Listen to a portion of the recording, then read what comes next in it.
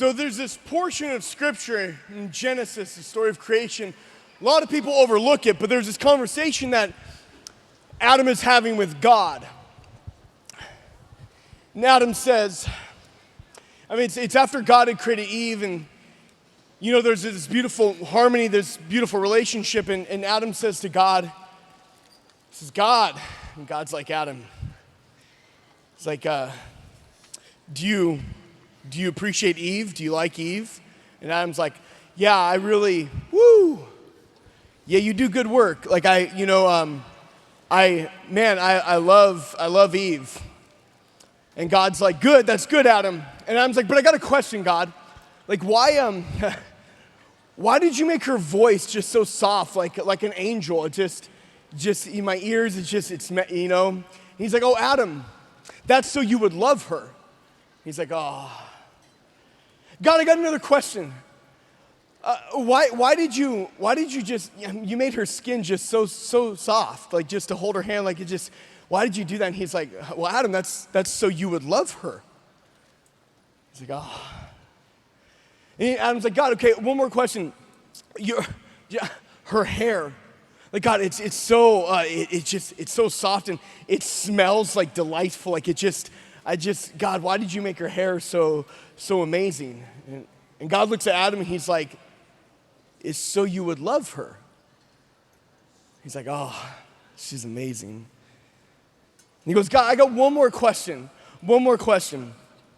Why did you make her so dumb?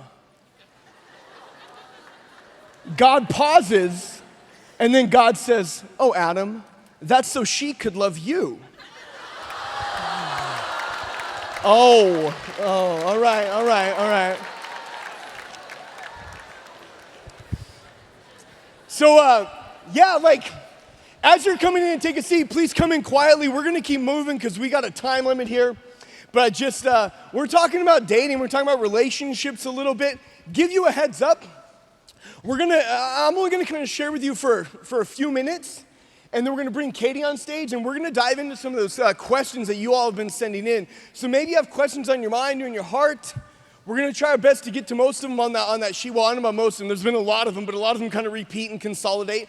But hopefully we're going to answer some of the questions you guys sent in. I will say right now, this workshop is not necessarily meant to be like tips on dating, like how you can find a girlfriend. Not that. So I know a lot of the dudes are like, crap, you were my one shot, and we're going to talk about dating, but we can't really cram a ton of stuff into this little bit of time. So we're going to talk about some important things, but mainly, we want to get to your questions, and we want to get you hopefully thinking and conversing about the idea of relationships in a different way.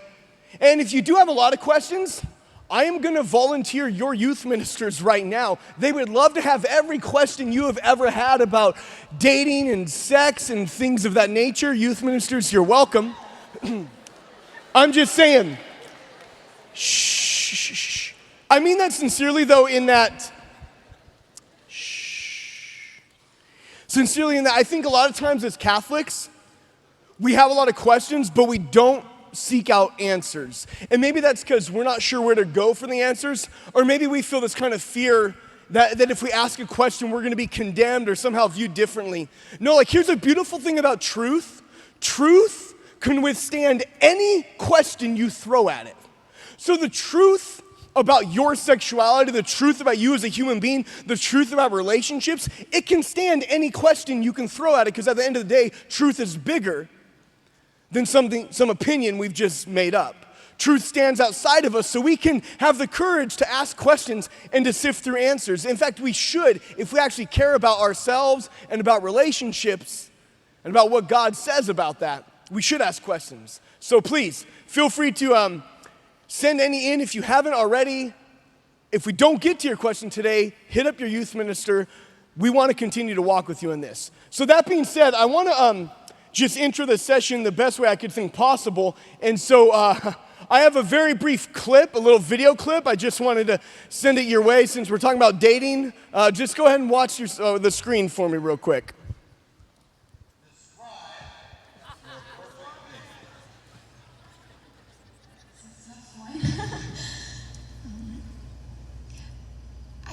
say April 25th because it's not too hot, not too cold. All you need is a light jacket. Describe your perfect date. Describe your perfect date. And she says April 25th. But good reason, right? Not too hot, not too cold. You just need a light jacket. I think this is funny because the reality is we're talking about dating. And I think even that word has a lot of different definitions. Some good, some bad, some healthy, some unhealthy. Among not only this room, but among the culture that we live in. And so I'm going to try a few things. We got to do this super, super quick. But I want to try this real quick. I need three ladies. Okay. I'll take you two sitting next to each other, and you come on up right here. And I need three guys. Hey, shh. You in the gray hoodie, and either dude on the side of you. No, just three of you. Just you three. Come on. You three that were sitting together. You three. Okay, cool. You two, and then you go. Perfect. All right, come on up. Shh. I don't have a lot of time, but I want to get through this real quick. I think this might be important. Well, maybe it will. We'll see. Whoa. You all right? That's good. You did good. I like it. That's good. All right. So real quickly. Shh. I have a few terms that I'm going to, in a minute, put up on the screen. And here's what I need you to do. You all are going to come up the best you can with like a one-sentence answer, okay? I don't want a soliloquy. I don't want a speech. No shout-outs. No what's up. Just a quick answer, okay? Are we clear on that, gentlemen? Good. Okay, good. All right. So you're going to answer this question, though, not necessarily how you think I want it to be answered, right? So we don't want like the Johnny Youth Group answer, the church answer. You're going to answer this question on behalf of the general kind of cultural consensus when it comes to a woman. Okay? So not even necessarily how you specifically know the answer would be, but like if you were to get all the women together that, go to your school, and how would they answer this question? Or maybe all the women together in a certain area, how would they answer this question? Got it? Same with you, but for the dudes, right? Got it? Good. Gold. Okay, so can we get that first word up on the screen, please? The simple phrase, a date. You have 30 seconds to talk amongst yourselves right now, and I want a one-word or one-sentence answer on what a date is. Go. 30 seconds. Y'all want to count with me? Should we go 30 and down or 1 and up? Oh, you're starting. Just continue then. Whatever.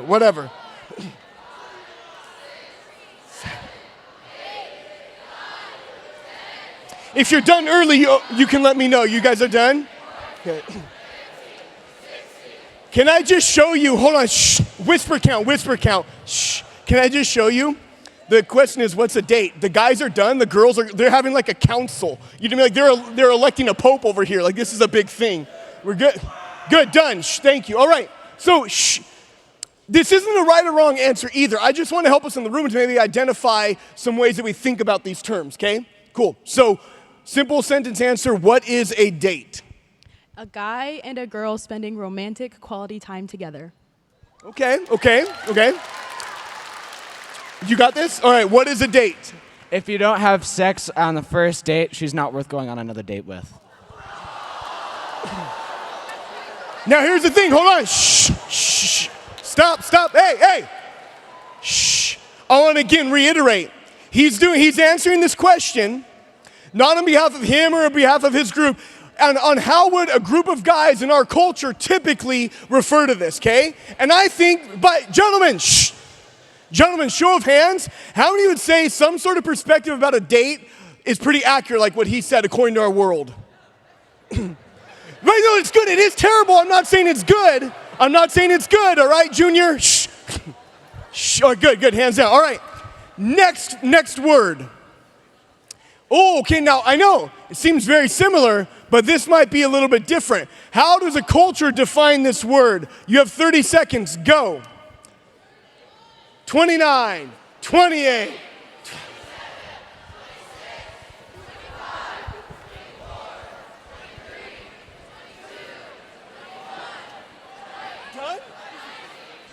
Done? You good, okay.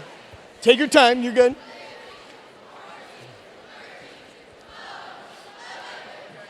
All right, stop. Shh. done. Thank you. All right. Shh. Shh. Gentlemen, culturally speaking, how would guys generally define dating? When you're exclusive, like whenever you say, we're girlfriend, boyfriend, you're dating. Okay, that's it. When you're exclusive. Okay, cool. So a sense of commitment there? Is that why it took y'all so long to come up with the answer? Involved commitment? I get it. No, I get it. Stop it. It's called discernment. They're not rushing into anything. Am I right? Good job. All right, over here. How would ladies describe it? Shh. Having exclusive sexual interactions. Ooh. Shh. That's a good answer. That's a heartbreaking answer. But I would probably say, ladies, just by a show of hands, when you look at the world, when you think about maybe the media or the news or the celebrities or whatever it is that we interact with in some way, how many would say that kind of sounds like an accurate definition according to the world standards? Good, hands down, thank you. All right, next word. Seeing each other. I guess it's a phrase, not a word. Right, now we're getting a little nitty gritty here. 30 seconds on the clock, ready and go.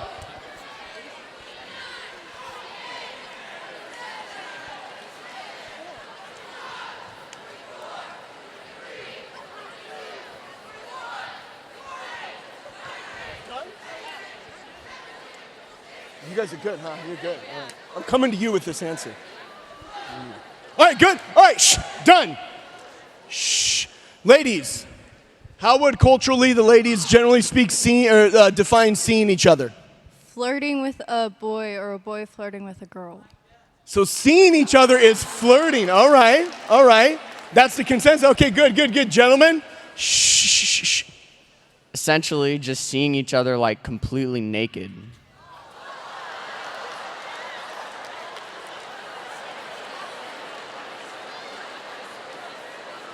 It's a very literal approach, very literal, okay. It's good, no, okay, good. Shh. Huh? That's incredibly sucky. Well, it is. Yeah, that is a horrible answer. Not that you guys give a horrible, but I'm saying if this is how the culture maybe interprets that, that's a sad thing. So good, all right, let's go one more, I think. Let's go, next one.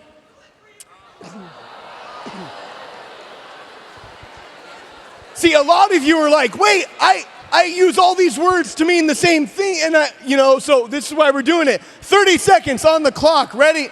10 seconds on the clock, ready, set, go.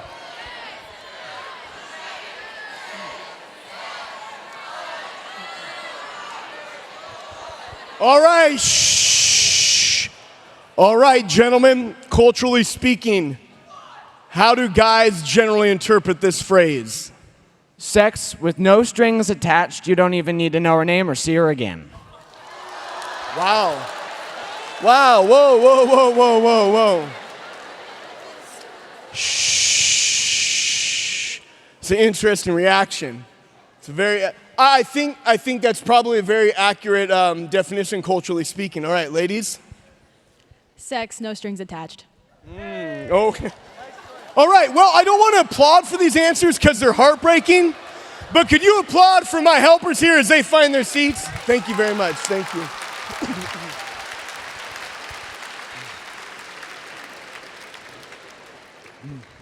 So I wanted to share that. One, I personally, I wanted to kind of get to know you all and culturally where kind of your generation's at. And I wanted you to maybe, in a simple way, look in the mirror at your generation. And this isn't meant to be, again, condemnation. This is meant to point out that here we are trying to talk about something called Dating 101, and yet there's so much confusion about even these terms. So much misinterpretation, so many variations in definition. And even the fact, think about this for a second, even the fact that we just looked at, I don't know, maybe 4 or 5, I can't remember, 4 or 5 different words that all surround what maybe 50 years ago was 1 word or 2 words.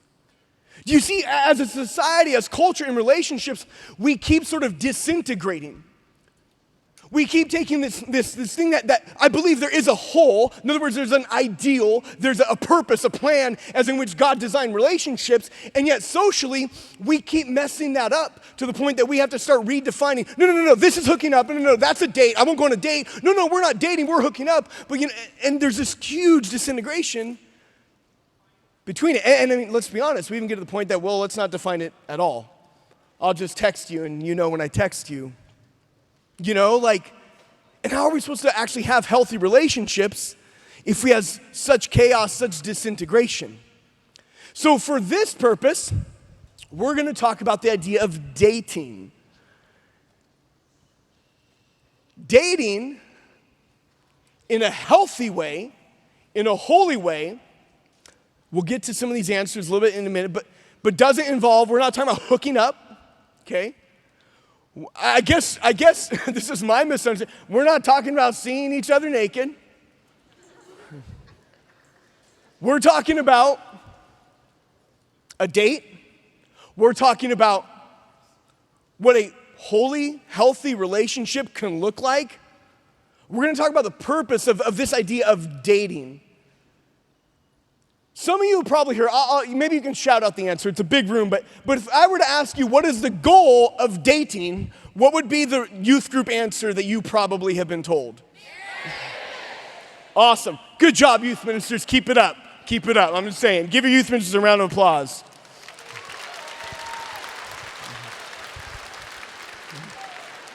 All right. Shh. So then I guess the next question is, what is marriage?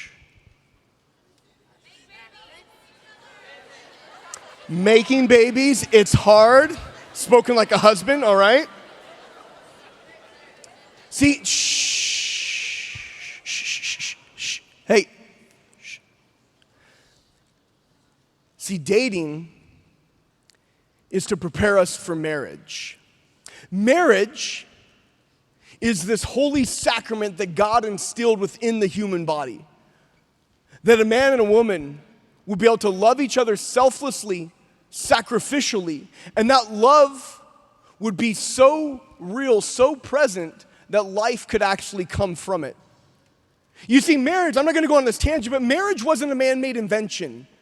We didn't get together and say, hey, you know what? Let's create marriage.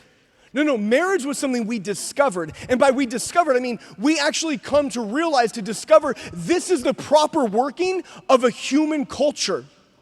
Think about it real quickly. How does a culture survive? How does a culture continue to exist? Babies. Babies don't fall from skies. Babies come from sex. Yet most of our world is very surprised by that fact. Shh. A baby is born, and what does a baby need when it's born? Everything. Everything. A baby is incapable of taking care of themselves, so a baby needs care, commitment, sacrifice. And if you go way back into like kind of random cultures and tribes and villages that would come up, think about if you lived in a small village. Let's just say 50 people in this village. And there was a baby born, and then the parents left it and abandoned it. How detrimental would that be for the well-being of the village?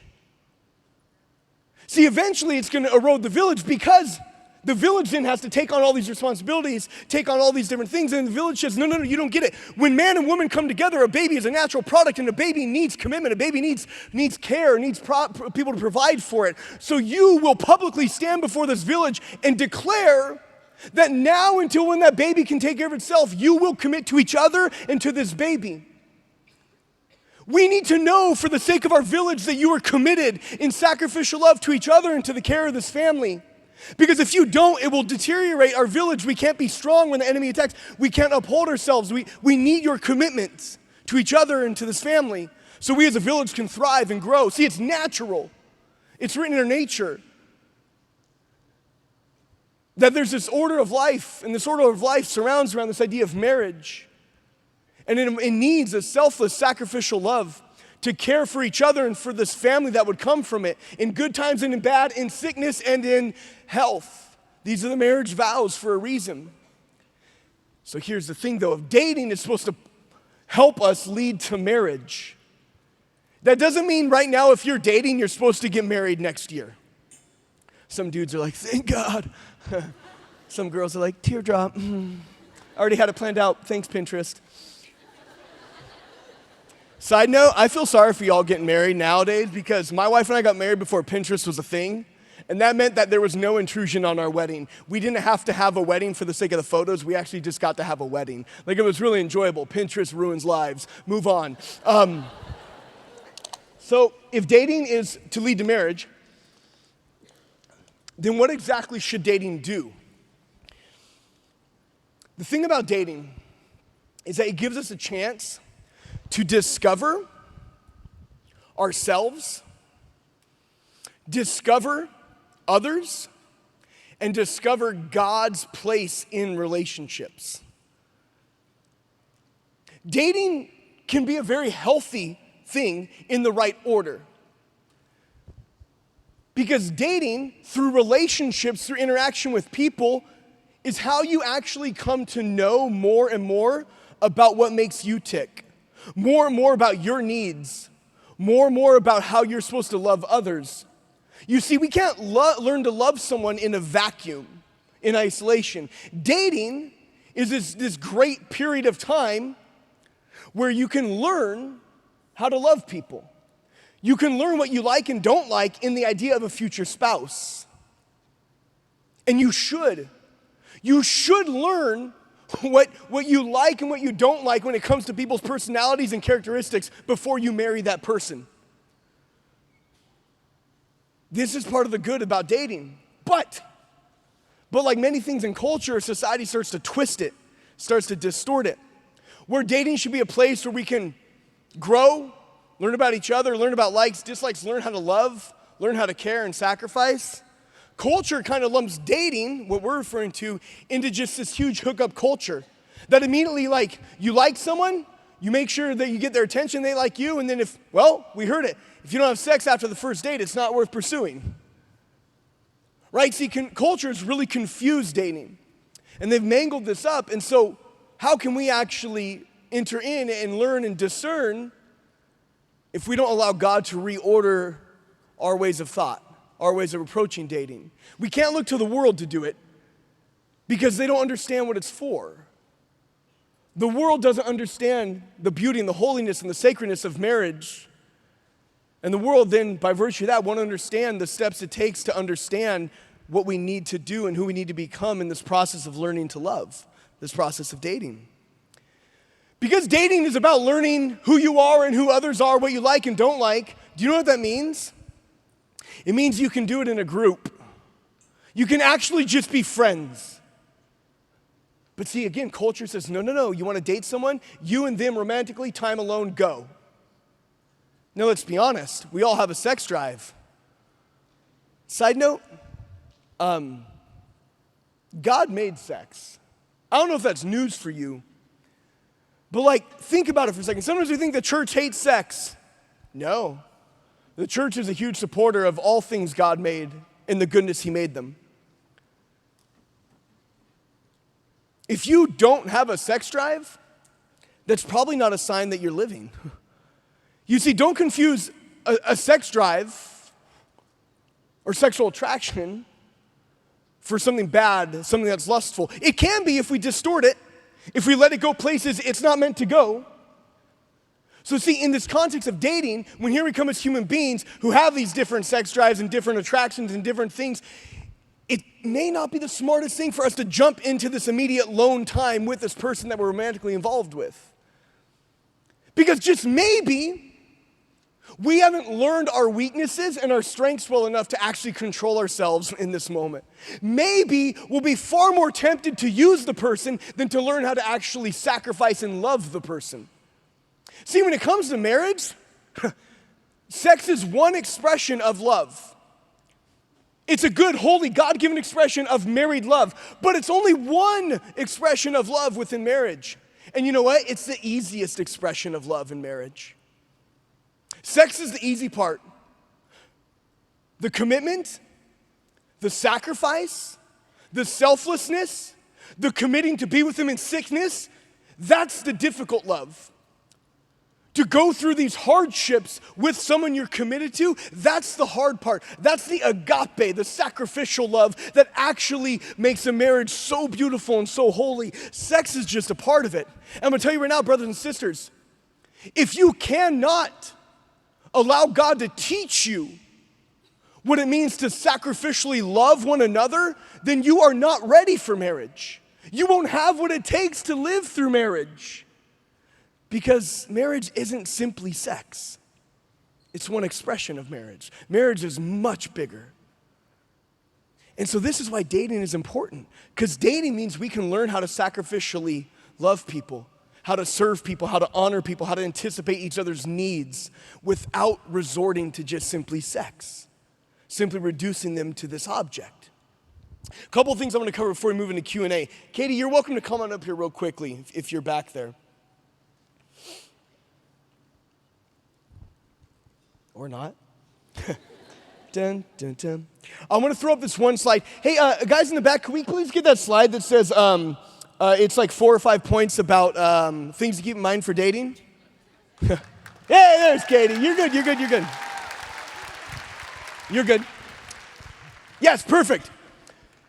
I want to share this real quickly because I think it's important, but again, we don't have a lot of time. I encourage you to go to chastity.com.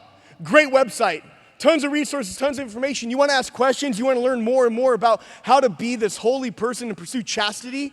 Chastity, by the way, is this rightly integrated idea of our sexuality. We talked about this order, right? Anytime we would seek to use sexuality out of order, in other words, just for ourselves, and not as this rightly ordered, beautiful gift that is unitive and procreative, then we break down.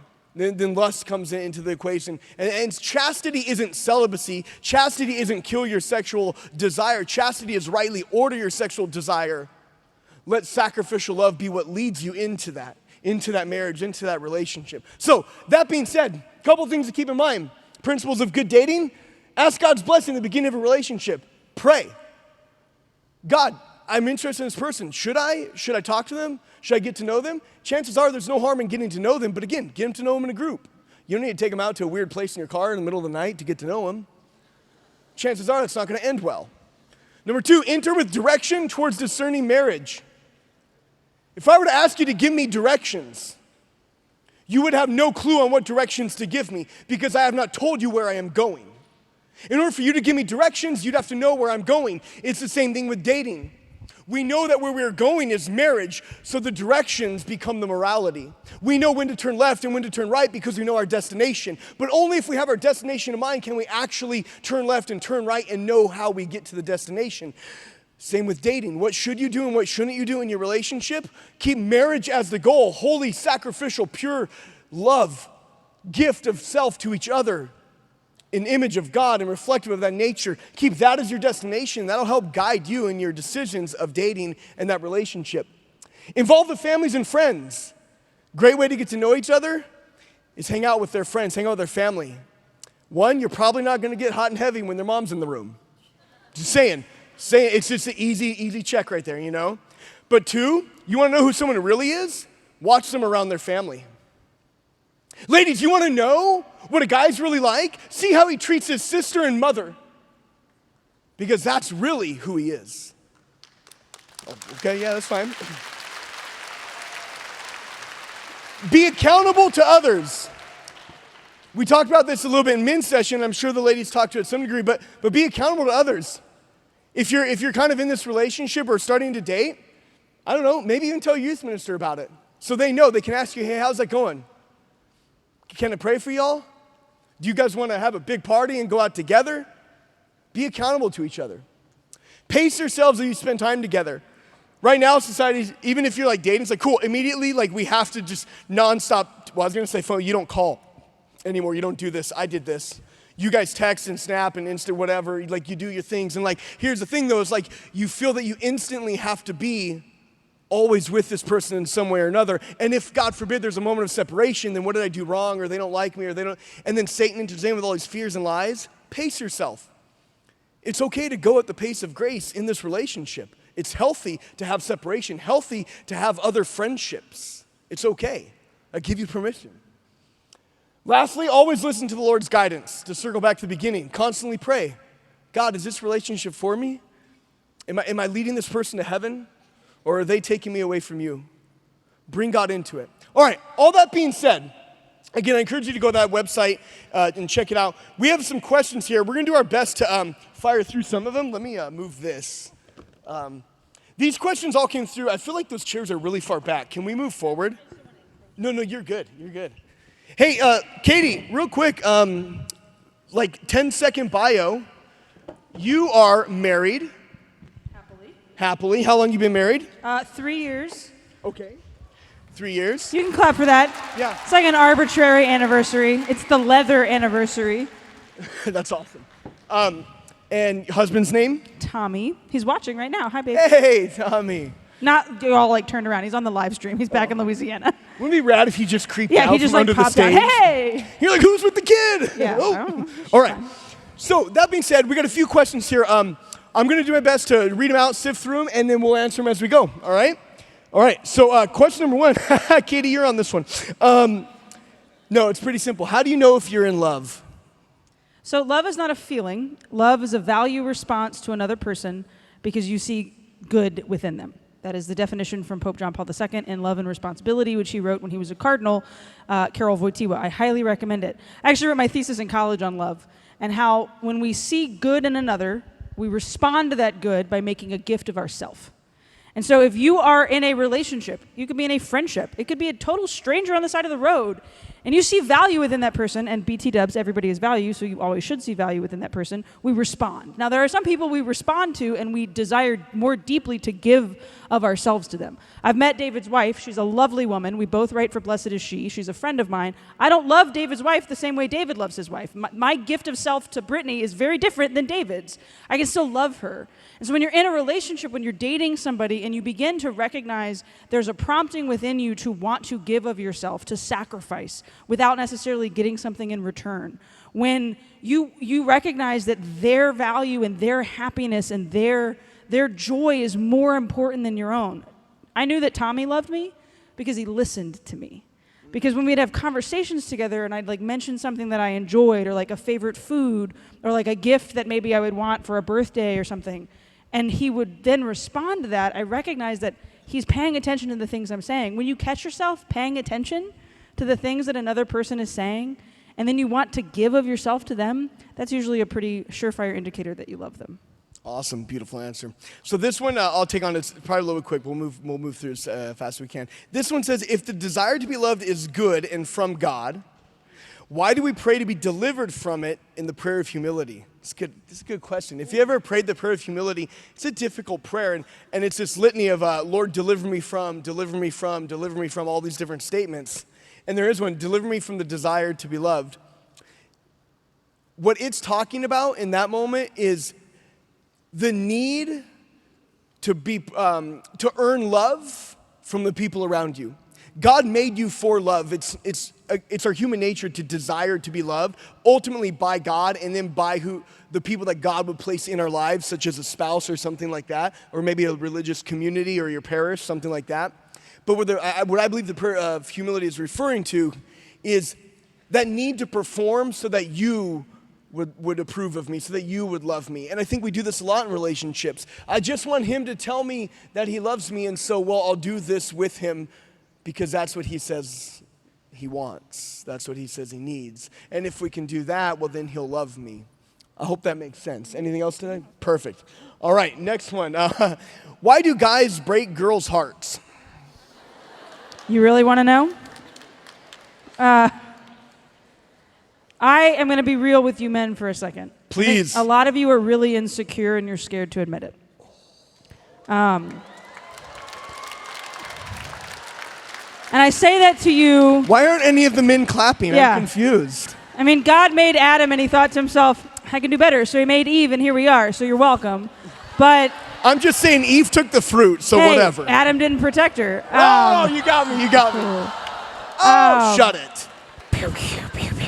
No, really though, gentlemen. Here's the thing.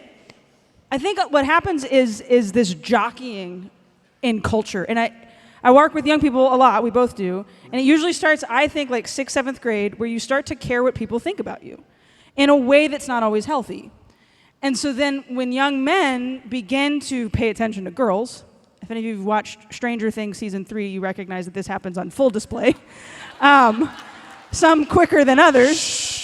That what happens is, I think what young men want to do is prove themselves to their peers because they think that that's all their guy friends want. But here's the reality. If every guy just assumes that his friends are judging him, but then in reality all of them are scared of what the other thinks, then just be real men and talk about that. Just be real men and stop trying to prove yourself to one another and just be good gentlemen. Be good men who pay attention and value.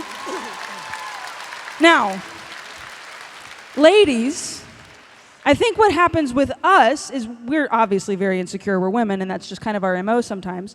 But we string guys along, and we look for affirmation from men, and we sometimes toy with these boys' hearts. And, like, here's the reality. You're kids. Like, I love you. I love you. Hold on. Hang on. I'm not done yet. Hey, gentlemen. Shh. Thank you for the affirmation, men. Women, we can't take advantage of their hearts. And the same way we don't want a guy to break our heart and to string us along and to use us and to toss us out or to use us to jockey himself into a higher position of friendship with his buddies because they think he's cooler. We cannot use men to satisfy the longings of our hearts to be seen, known, and loved, which is only satisfied by Christ. And so if we would all treat one another as brothers and sisters first, brothers and sisters in the Lord who are all striving for heaven, there'd be a lot less broken hearts in this world. And there'd be a lot more people whose heart is being held by Christ who never breaks our heart. And then we can all go to Jesus and look for each other's hearts there. Okay, that's my piece. Awesome. It's good. All right, this next question here is, how do you know that someone loves you for who you are, not who they want you to be? I think the question is, do they love you now? Because if they love you now, then they love you for who you are. But if they're asking you to change, it's pretty clear then that they don't love you for who you are now. Love doesn't come with an agenda. Love doesn't swoop in and say, I'm going to give you all this attention and shower you with my love so that you can change and become the person I want you to be, the person that I think you should be. That's not love. That's use. It's manipulation. That's distorted and twisted. But you know who does it a lot? Christians. We go into this idea, and I'm not going to point out a gender. I was going to say maybe the ladies, but I'll be honest, in my own life, it's part of my story. Like, we try this whole missionary dating thing. We think, I'm in love with Jesus, and Jesus means a lot for me. That person isn't in love with them, but man, they're really cute. I'm going to go save them. I'm going to date them, and they're going to meet Jesus, and they're going to be saved, and it's going to be great. We're going to get married and live in a castle and all these things. Don't. People are not projects. Right? They're not problems to solve, they're people to love.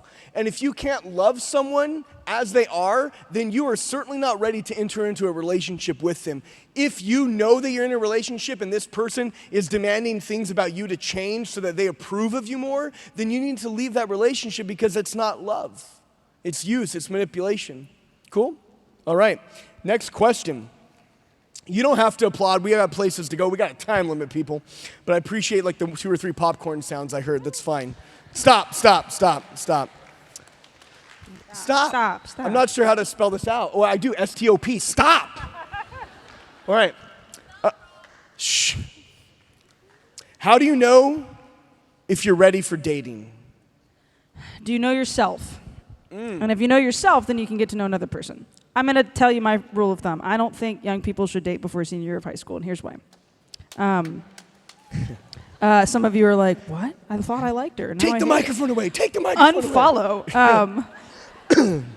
I think high school is a very volatile time for young people because you're discovering what you like and what you don't like, what you're good at, what you're not good at, where you want to go to school someday, what you want to study, how you want to live in this world. It's a time to make friends. Jason Everett's got a great line. High school is not the time to find your groom, it's the time to find your bridesmaids. It's the time to grow an authentic friendship. It's the opportunity and the chance to meet people, and we talked about this in both the men's and the women's session, to dive into that friendship. It's okay if your timeline of like being attracted to the opposite sex, if your timeline of like wanting a boyfriend, if maybe there's like, I don't really want to be attached to another person right now, that's okay. Right? I think society, especially with television, like we place this pressure. It's okay if you're not interested in it right now. It's also okay if you are, but recognize that sometimes we desire dating because we're all looking for someone to be attached to, because we want somebody to text. We want somebody that we can go to things with. We want somebody that like they're our person, and so therefore like we're not alone. And if that's where your desire and the impetus comes from, that's not healthy. That's not rightly placed. And I think senior year is really when you've maybe come into your own, you know maybe what's coming next, you're maybe prepared to get into those more intimate conversations and that closeness. And if that happens before senior year, I just often, you're partially missing part of your brain. You don't have a prefrontal cortex. So I think part of it is just like a physical thing of like you don't necessarily have that preparedness. I'm not trying to down you. I'm just simply saying I think it's okay to mature a little bit before you launch into those intimacy relationships. Cool. Awesome. I'm going to try to fire through a few quick ones here real quick. This one says, how should I bring up religion with the guy I'm talking to? Here's the thing, your religion should never be put away. Religion isn't a Sunday thing, it's a youth thing. It's a relationship with Christ. It should affect every aspect of who we are. So therefore, it should be readily on display in any relationship, be it some sort of romantic relationship or with your family or with your teammates. Don't hide your religion, okay? So if that's the question, maybe I'd invite you to pray more, how am I fearfully hiding who I am as a Christian or as a Catholic in this relationship or any relationship, you know? Jesus is an amazing person. And the more we get to know him, the more we're going to want people to understand how amazing he is. Back home, there's a restaurant called Bruxy.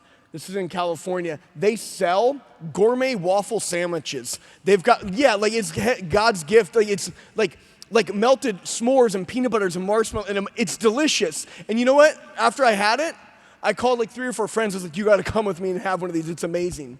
You see, when we like something, we're ready to share about something. And so maybe the time is we need to spend more time getting to know Jesus and like him, so we're eager and hungry to display him to the world.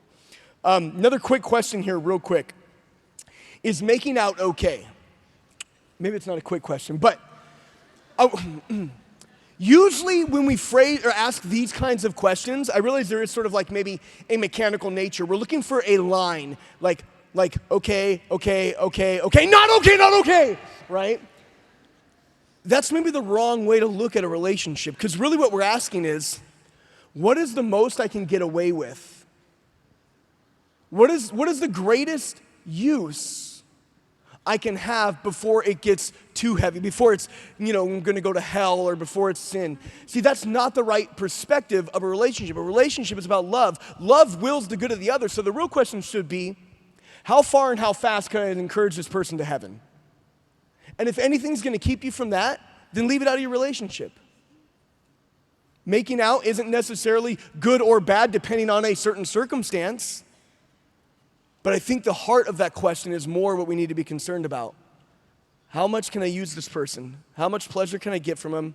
How aroused can I get and then, still consider myself okay? That's not the question. It's how can I love them? How can I sacrifice even my desires in this moment for them? Jesus says the greatest love is to lay down your life. Well, then you know what? Die to yourself. That's how you have a holy relationship, and you avoid these kind of pitfalls, these tricks. Okay, next question. I know we got a few seconds here, but we'll do our best. There's some heavy ones here. There's 2 I want to end with in time. I would say right now, if we didn't get to your questions, this video, but not just this one, every conference that happens over the summer, there's like 20 of them or so, has a session going on about this same thing with various topics. All of those at some point in the near future will be posted online. Steubenville University and the Steubenville conferences have a YouTube channel. Go and re-watch these talks. Dive into other speakers talking about it. Chances are a question is going to be more appropriate for what you're thinking. You're going to find the answer there. Additionally, Look out good resources. Talk to your youth minister, chastity.com, lifeteam.com. I'm sure Steubenville Fuel has some great information and resources as well. Seek it out because it's worth it.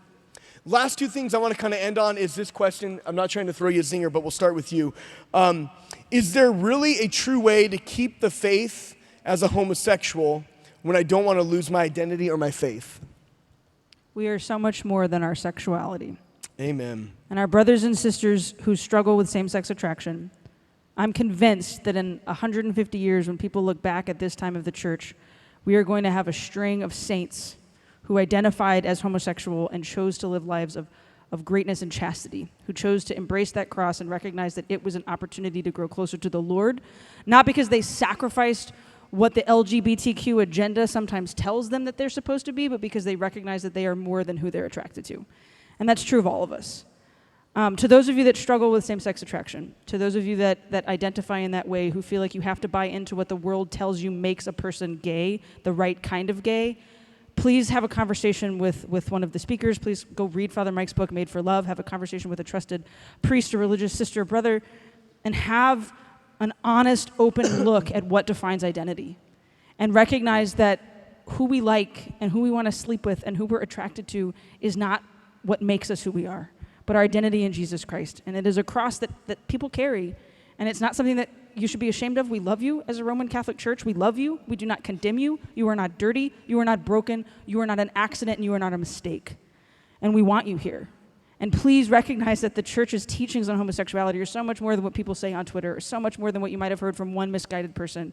And please don't leave, because you're part of this body of Christ and you belong to us. Absolutely.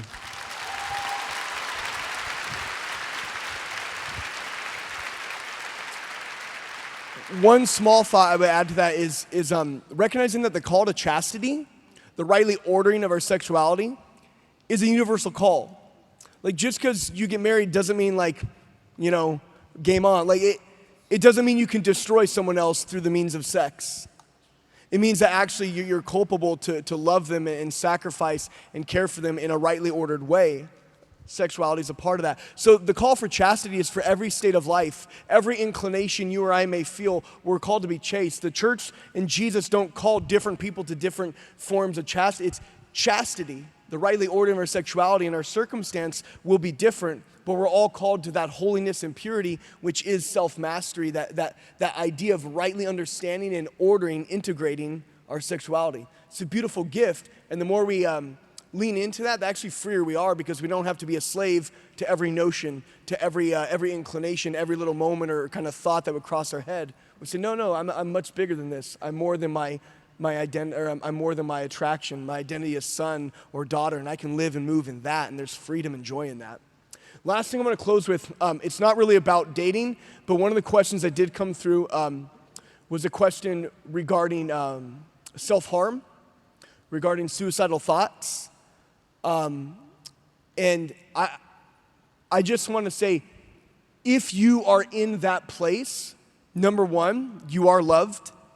And whatever you think is so big that you should do this to yourself, I promise you, it is a drop of sand in the ocean of mercy of Jesus' love for you.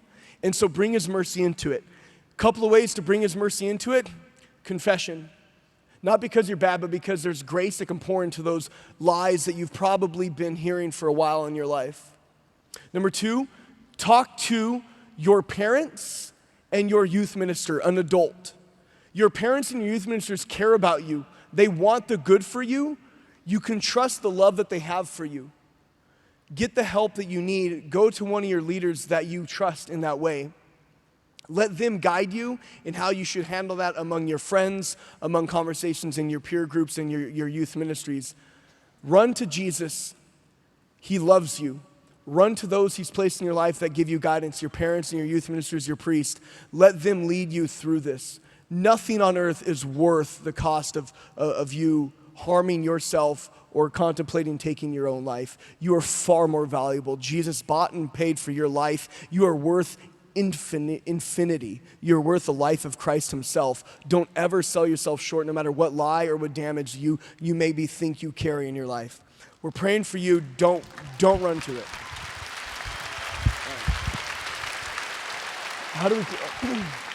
All right, that being said, we're going to wrap this up. Teens, let's close in prayer, and then we'll ask you to look to your chaperones for guidance. So, in the name of the Father, Son, Holy Spirit, amen. Jesus, we thank you so much for the gift of love, the gift of our bodies, of who we are, the gift of sexuality. Thank you for the gift of marriage. Jesus, please begin to heal our view of marriage in our lives and in this society. And Lord, as we begin to have a clearer and clearer understanding of the beauty of marriage, the sacrifice, the selfless nature, the unitive and procreative gift that it is, may we actually orientate our sexuality with that understanding. Help us to rightly order ourselves in this call of chastity. Help us to learn to get to know ourselves and get to know others in a way that won't lead us to any regrets, but will lead us to joy and wholeness for years to come. Mother Mary, pray for us and for our purity as we all pray.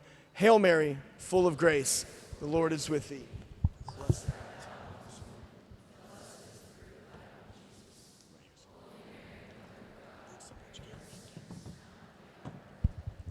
In the name of the Father, and the Son, and the Holy Spirit, amen. Teens, look to your leaders for guidance. Help me thank Katie for me, will you, please?